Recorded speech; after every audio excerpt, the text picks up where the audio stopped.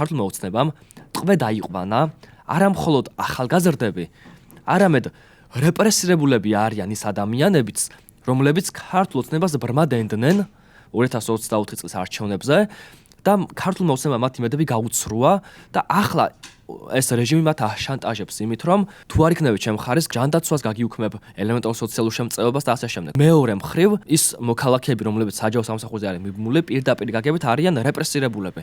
მათ სხვა არჩევანი არ დაუტოვა რეჟიმმა, გარდა იმისა, რომ იყავით ჩვენს მხარეს, თუ არა გაგანთავოთ სამსახურიდან, მეორე შანსია ემიგრაცია და მოდი ვაღიაროთ, ანუ ემიგრაცია არავის არ უნდა ამ ქვეყანაში რა.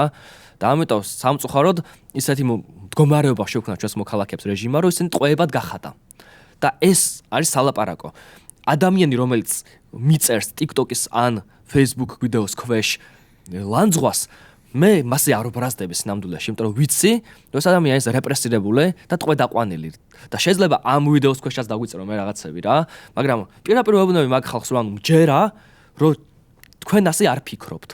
და ვიცი, რომ თქვენ ხართ რეპრესირებულები და ამის გამო თქვენ გიწევთ პარტიული დაკვეთების შესრულება. და ეს არ არის ნორმალური და მაგიტო ვიბრძვით ქუჩაში ჩვენც, რომ თქვენცაც გვინდა ეს ევროკავშირი და ევროინტეგრაცია და გაცნობიერებული გვაქვს, რომ თქვენ მტრები კი არ ხართ ჩვენი, ხართ რეპრესირებულები ამ რეჟიმის მიერ.